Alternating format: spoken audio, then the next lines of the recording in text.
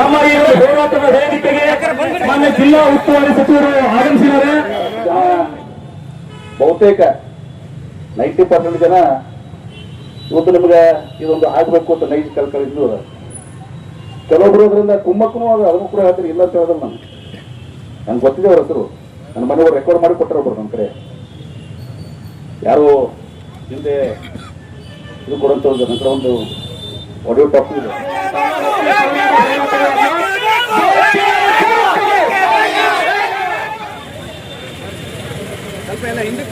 ಇವತ್ತು ನಿಮ್ಮ ಭಾವನೆಗಳನ್ನ ನಾನು ಸರ್ಕಾರಕ್ಕೆ ತಿಳಿಸುವಂತ ಪ್ರಾಮಾಣಿಕವಾಗಿ ನಾನು ತಿಳಿಸುವಂತ ಮಾಡ್ತೀನಿ. ಅದು ನನಗೂ ಕೂಡ ನೋವಾಗಿದೆ. ನನ್ನ ಹೆಸರನ್ನ ಇವತ್ತು ಹೋರಾಟವನ್ನ ಕೈ ಬಿಡ್ರಿ ಅಂತೇಳಿ ತಮ್ಮಲ್ಲಿ ಸರ್ಕಾರದಿಂದ ವಿನಂತಿಯನ್ನ ಮಾಡ್ಕೊತೇವೆ. ಸರ್ಕಾರದ ಪರವಾಗಿ ಯಾವುದೇ ಕಾರಣಕ್ಕೂ ಕೂಡ ನಾವು ಖಾಸಗಿ ಸಭಾಗೃಹದಲ್ಲಿ ಮಾಡಲಿಕ್ಕೆ ಬರುವುದಿಲ್ಲ. ಇದೇ ಮೊದಲನೇ ಸ್ಪಷ್ಟೀಕರಣ ಮೊದಲಿಂದ ಹೇಳ್ಕೊಟ್ಟೆ ಬಂದಿದೆ.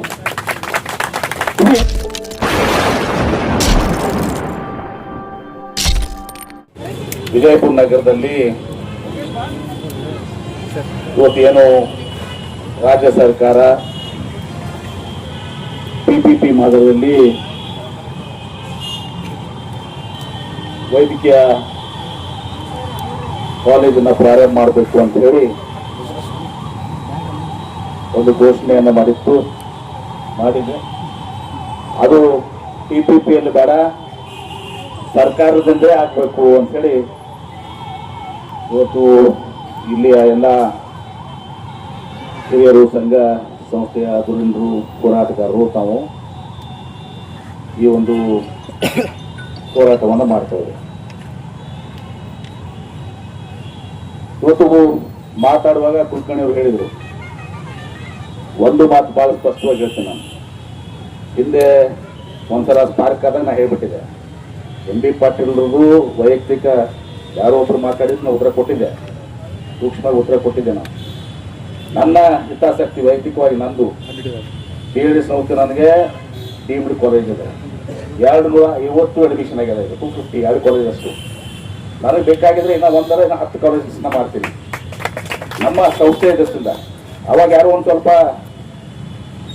ಹೇಳಿಕೆ ಕೊಟ್ಟಿದ್ರು, ಒಂದು ಸ್ವಲ್ಪ ಇಂಡೈರೆಕ್ಟ್ ಆಗಿ ನಮ್ಮಲ್ಲೇ. ಅವಾಗ ನಾನು ಹೇಳ್ಬಿಟ್ಟಿದ್ದೀನಿ, ನನ್ನ ಸ್ಟ್ಯಾಂಡ್ನ ಕ್ಲಿಯರ್ ಮಾಡಿಬಿಟ್ಟಿದ್ದೀನಿ, ನನಗೆ ಇಂಟ್ರೆಸ್ಟ್ ಇಲ್ಲ. ಆಮೇಲೆ ಇವ್ರು ಯಾರೋ ಹಮೀದ್ ಮುಸ್ಲಿಫ್ ಅವ್ರು ಏನೋ ಒಂದು ಯಾರೋ ಒಂದು ಅಲ್ಲಮೀನ್ ಕಾಲೇಜ್ ಮಾರಾಟ ಅದ, ಅದಂತ ನಾವು ಪುಕ್ಕಟ್ ಕೊಟ್ಟು ತಗೋದು ಅಂತ ಹೇಳಿದ. ನಮ್ಗೆ ಶಕ್ತಿ ಕೊಟ್ಟಿದೆ ಅಂತ ದೇವರು ಅದನ್ನು ಮಾಡ್ತೀವಿ.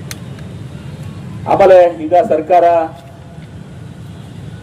ಈ PPP ಮಾದರಿಯಲ್ಲಿ ಮಾಡಲಿಕ್ಕೆ ಏನು ನಿರ್ಧಾರ ಘೋಷಣೆ ಮಾಡಿದ್ರೆ ನನಗೊತ್ತು ಸಂಬಂಧ ಕೂಡ ಇಲ್ಲ.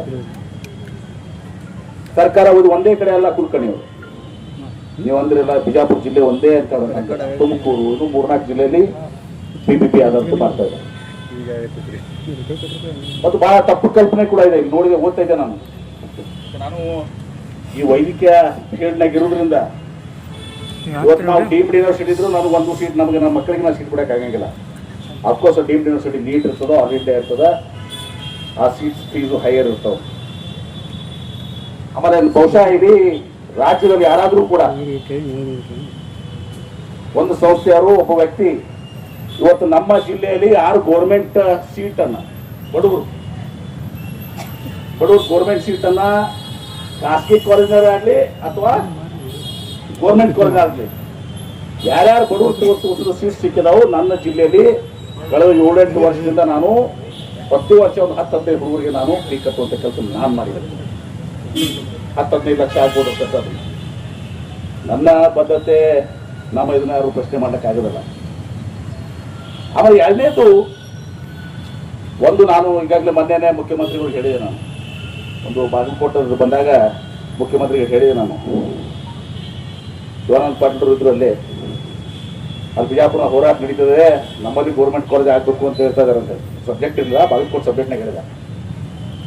ಮತ್ತು ನಾನೇ ಎಲ್ಲ ಮಾಡಿಸಿನ ಅಂತ ಹೇಳಿದ್ರು. ಇಲ್ಲ ಬ್ರದರ್ ನಾ ಅಂದಿಲ್ಲ ಅಂತ ಶಿವಾನಂದ ಪಾಟೀಲ್ ಹೇಳಿದ್ರು. ನಾನು ಅಂದಿಲ್ಲ, ಅನ್ನಿಂದಾಗ ಅಂದಿಲ್ಲ. ಆಯ್ತು ಬಿಡಿ, ಅದನ್ನು ಹೇಳಿ ಶಿವಾನಂದ ಪಾಟೀಲ್. ನಿಮ್ಮ ಏನು ಬೇಡಿಕೆ ಇದೆ, ತಾವೇನಿದು ಭಾವನೆಗಳಿದ್ದಾವೆ, ಎಲ್ಲ ಮಾಹಿತಿ ನನಗೂ ಅದ. ನನಗೆ ಮಾಹಿತಿ ಇದೆ ಅಂತಲ್ಲ. ಈ ಮಾಹಿತಿಯನ್ನು ನಾನು ಸರ್ಕಾರದಲ್ಲಿ ನಾನು ಜಯಪ್ರಕಾಶ್ ಪಾಟೀಲ್ ಜೊತೆ, ಮುಖ್ಯಮಂತ್ರಿಗಳ ಜೊತೆ, ಉಪಮುಖ್ಯಮಂತ್ರಿಗಳ ಜೊತೆ ಚರ್ಚೆ ಮಾಡಿ ನಿಮ್ಮ ಭಾವನೆ ಸರ್ಕಾರಿ ಮೆಡಿಕಲ್ ಕಾಲೇಜ್ ಆಗಬೇಕು ಅನ್ನೋದನ್ನ ಅವ್ರಿಗೆ ತಿಳಿಸುವಂಥ ಕೆಲಸ ಮಾಡ್ತೀವಿ. ಎರಡನೇದಾಗಿ ಸುಮ್ಮನೆ ತಪ್ಪು ಗ್ರಹಿಕೆನೂ ಅದ. ಇದಾಗ ಬಹಳಷ್ಟು ಜನ, ಬಹುತೇಕ 90% ಜನ ಇವತ್ತು ನಿಮ್ಗೆ ಇದೊಂದು ಆಗ್ಬೇಕು ಅಂತ ನೈಜ ಕಲ್ಕಳಿದ್ದು ಅದ. ಕೆಲವೊಬ್ರು ಅದರಿಂದ ಕುಮ್ಮಕ್ಕೂ ಅದ, ಅದನ್ನು ಕೂಡ ಹೇಳ್ತಾರೆ, ಇಲ್ಲ ಅಂತ ಹೇಳೋದಲ್ಲ. ನನ್ಗೆ ಗೊತ್ತಿದೆ ಅವ್ರ ಹೆಸರು, ನನ್ನ ಮನೆಯವರು ರೆಕಾರ್ಡ್ ಮಾಡಿ ಕೊಟ್ಟರೊಬ್ರು ನಮ್ಮ ಕಡೆ. ಯಾರು ಹಿಂದೆ ಇದು ಕೊಡುವಂಥದ್ದು, ನನ್ನ ಕಡೆ ಒಂದು ಆಡಿಯೋ ಟಾಕು ಇದೆ, ಬೇಡ ನಾನು ಗೋಜಿಗೆ ಹೋಗೋದಿಲ್ಲ. ಆ ರೀತಿ ಆಗ್ಬಾರ್ದು. ಇವತ್ತು ದಿವಸ ಹೋರಾಟಗಾರ, ನೈಜ ಹೋರಾಟಗಾರ, ನಿಮ್ಮೆಲ್ಲರ ಬಗ್ಗೆ ಗೌರವ ಇದೆ. ನೀವು ನೈಜವಾಗಿ ಇವತ್ತು ಸರ್ಕಾರಿ ಕಾಲೇಜ್ ಆಗ್ತದೆ, ಅದಕ್ಕೆ ಪ್ರಾಮಾಣಿಕವಾಗಿ ನಾನು medical education minister Sharan Prakash ಅವ್ರಿಗೆ, ಮುಖ್ಯಮಂತ್ರಿಗಳಿಗೆ, ಉಪಮಂತ್ರಿಗಳಿಗೆ ಹೇಳಿ ಆ ಕೆಲಸವನ್ನು ನಾನು ಮಾಡ್ತೀನಿ ಅನ್ನೋ ಮಾತನ್ನ ಬಹಳ ಸ್ಪಷ್ಟವಾಗಿ ತಿಳಿಸ್ತೀನಿ. ಇನ್ನು ಕೆಲವೊಂದು ಇಲ್ಲಿ ನಾನು ನೋಡ್ತಾ ಇದ್ದೆ, ನಮ್ಮಲ್ಲಿ ಜಾಗ ಐತಿ, ಸರ್ಕಾರಿ ಹಾಸ್ಪಿಟಲ್ನಾಗ ಇನ್ಪೇಷೆಂಟ್ ಅದಾವು, ಎಲ್ಲ ಫೆಸಿಲಿಟೀಸ್ ಅದಾವು, ಉಳಿದ ಕಾಲೇಜ್ಗಳಿಗಿಂತ ಕಡಿಮೆ ಖರ್ಚಿನಲ್ಲಿ ಆಗ್ತದೆ ನಮ್ಮಂತೇಳಿ. ಆದ್ರೆ ಯಾರು 100 ಕೋಟಿನಾಗ ಆಗ್ತದ ರಂಗಲ್ ಆಗಲ್ಲ. 400 ಕೋಟಿ ರೂಪಾಯಿ ಬೇಕಾಗುತ್ತದೆ, ಅದ್ರಾಗ ಎರಡು ಮಾತಿಲ್ಲ. ಬರೀ 100 ಕೋಟಿನಾಗ ಆಗ್ತದ ಹಂಗಂತೇಳಿ ಅದನ್ನು ಕೂಡ ಮಾತಾಡಿದವರು ಇದಾರೆ. ಯಾಕಂದ್ರೆ ನಾನು ನಡೆಸಿರೋ ನನ್ಗೆ ಗೊತ್ತಿದೆ. ನಾ ಇನ್ನೊಂದು ಬೆಂಗಳೂರಿನಾಗೆ ಉಪಯೋಗ ಮಾಡ್ತಾ ಇದೀವಲ್ಲ, ನಮಗೆ 1500 ಕೋಟಿ ರೂಪಾಯಿ ಬೇಕಾಗ್ತದೆ. ಇದು ಜಾಗ ಆಗಿಗೆ ಎಲ್ಲ ಹೋದ್ರೂ ಒಂದು 500 ಕೋಟಿ ರೂಪಾಯಿ ಸರ್ಕಾರ ಬೇಕಾಗ್ತದೆ, ದುಡ್ಡು ಕೊಡುವುದಿಲ್ಲ.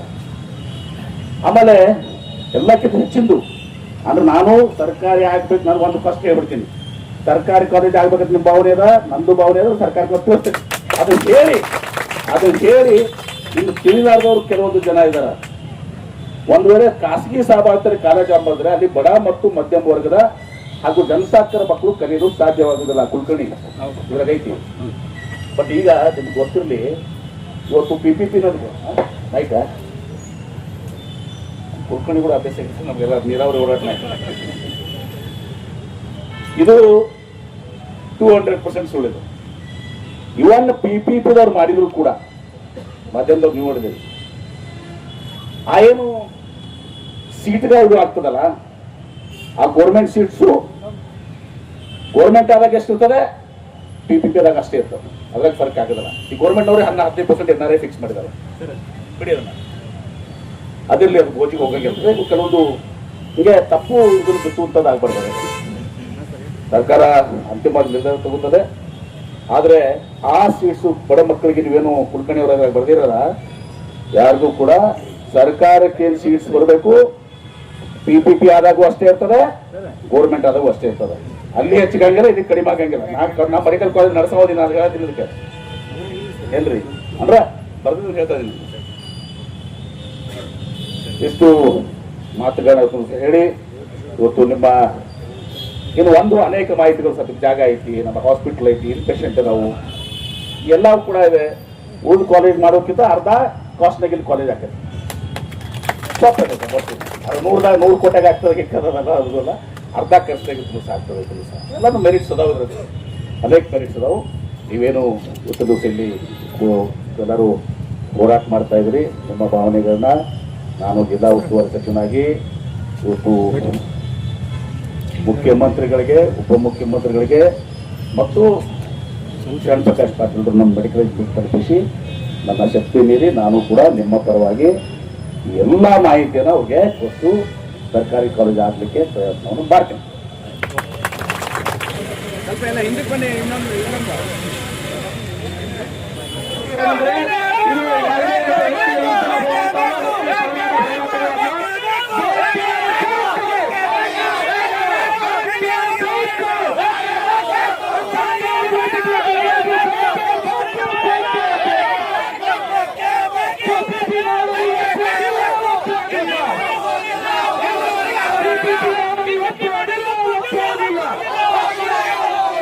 ನಮ್ಮ ಹಿರಿಯರಾದಂಥ SM ಪಾಟೀಲ್ ಗಣ್ಯರವರು ಒಂದು ನನಗೆ ನನ್ನನ್ನು ಉದ್ದೇಶಿಸಿ ನಾನು ಹೇಳಿ ಹೋಗಿದ್ದೀನಿ. ಆದರೆ ಅವರಂತರ ಇಲ್ಲ, ನೀವು ಹೇಳಿದಿರಿ ಎಲ್ಲ ಉಸ್ತುವಾರಿ ಸಚಿವರು, ಈ ಹೋರಾಟಗಾರರಿಗೆ ನಿಮ್ಮ ಭಾವನೆಗಳನ್ನ ನಾನು ಚಾಚು ತಪ್ಪದೆ ಪ್ರತಿಯೊಂದು ಶಬ್ದ ಏನು ನೀವು ಹೇಳಿದಿರಿ, ಬರೆದಿದ್ರಿ, ಇದೆಲ್ಲವನ್ನ ಮುಖ್ಯಮಂತ್ರಿಗಳಿಗೆ, ಉಪಮುಖ್ಯಮಂತ್ರಿಗಳಿಗೆ ಮತ್ತು ಹೇಳ್ತೀನಿ. ಹೀಗಾಗಿ ನಿಮ್ಮ ಪರವಾಗಿ ನಾವು ಇದ್ದೀವಿ. ದಯವಿಟ್ಟು ಹೋರಾಟವನ್ನು ಕೈ ಬಿಡ್ರಿ ಅಂತೇಳಿ ವಿನಂತಿ ಮಾಡ್ತೀವಿ. SM ಪಾಟೀಲ್ ಗಣ್ಯರವರು ಅದಕ್ಕೆ ಅದನ್ನ ಮಾಡಿಕೊಡಿ ಅಂತ ಹೇಳಿದ್ದಾರೆ. ಅದಕ್ಕೆ ನಾನು ನನ್ನ ಜನ ನನ್ನ ಪಾಲಿಗೆ ನಾನು ಹಾಗೆ ಓದಿದ್ದೆ ಅವ್ರು ಗೊತ್ತ ನಮ್ಮ ಕುಳ್ಕೊಂಡು ಹೋಗಿರಲ್ಲ ಹೆಂಗೆ ಇರ್ಬೋದು. ಅದಕ್ಕೆ ಇವತ್ತು ನಿಮ್ಮ ಭಾವನೆಗಳನ್ನ ನಾನು ಸರ್ಕಾರಕ್ಕೆ ತಿಳಿಸುವಂಥ ಪ್ರಾಮಾಣಿಕವಾಗಿ ನಾನು ತಿಳಿಸುವಂಥ ಮಾಡ್ತೀನಿ. ಅದು ನನಗೂ ಕೂಡ ನೋವಾಗಿದೆ. ನನ್ನ ಹೆಸರು ಬಳಸುವ ನೀನೆಲ್ಲ ಬಿಡು, ಯಾರು ಹೇಳಬಿಟ್ಟು ನಾನು ಓಪನ್ ಆಗಿ ಯಾರು ಬರತ್ತಿ ಬಿಡು, ಹೇಳಬಿಟ್ಟಿದ್ದೀನಿ ನಾನು ಕ್ಯಾಬಿನೆಟ್ ಹೋಗಿಲ್ಲ ಅದನ್ನ ಮತ್ತೆ ಯಾಕೆ ನೀ ನನ್ನ ಗೊತ್ತ ಸ್ವಭಾವ ನಿಮ್ಗೆ ಒಂದು ಇರ್ತದ ನಾವು ಬೇಕು ನಂದು ಏನಿಲ್ಲ ನನಗೆ ಯಾಕೆ ಯಾರು ಕೇಳಿ ಅದಕ್ಕೆ ವಿನಂತಿ ಸಂಪನ್ನ ಗಣ್ಯರು ಹೇಳಿದಾಗೆ ಅವರ ಸಲಹೆ ಕೊಟ್ಟರು ಮತ್ತು ಅವ್ರ ಸಲಹೆ ನಾನು ಒಪ್ಪಿಕೊಂಡು ದಯವಿಟ್ಟು ಹೋರಾಟವನ್ನು ಕೈ ಬಿಡ್ರಿ ಅಂತೇಳಿ ತಮ್ಮಲ್ಲಿ ಕಲ್ಕರಿಂದ ವಿನಂತಿಯನ್ನು ಮಾಡ್ಕೊತೀವಿ ಸರ್ಕಾರದ ಪರವಾಗಿ. ನಾವು ಹೋರಾಟ ಸಮಿತಿಯಿಂದ ಮಾನ್ಯ ಮುಖ್ಯಮಂತ್ರಿ ಅವರ ಹತ್ರ ಒಂದು ಮನವಿ ಮಾಡ್ಕೊತಾ ಇದೀವಿ. ನಮಗೆ ಓರಲ್ ಆಶ್ವಾಸನೆ ಬೇಕಾಗಿಲ್ಲ, ಕ್ಯಾಬಿನೆಟ್ ತೀರ್ಮಾನ ಆಗಬೇಕು. ಬಿಜಾಪುರನ ಕೈ ಬಿಟ್ಟಿದ್ದೀವಿ ನಾವು. PPP ಕಾಲೇಜು ಸರ್ಕಾರಿ ಮೆಡಿಕಲ್ ಕಾಲೇಜ್ ಪ್ರಾರಂಭ ಮಾಡ್ತೀವಿ ಅಂತೇಳಿ ಸರ್ಕಾರದಿಂದ ಆದೇಶ ಬರಬೇಕು. ಅಲ್ಲಿವರೆಗೆ ನಮ್ಮ ಧರಣಿ ನಿಂದಿಸುವುದಿಲ್ಲ, ನಾವು ಧರಣಿಯನ್ನು ಶಾಂತ ರೀತಿಯಾಗಿ ಮುಂದುವರಿಸ್ತೀವಿ. जुड़े रहिएगा आपके अपने चैनल बीजापुर समय के साथ।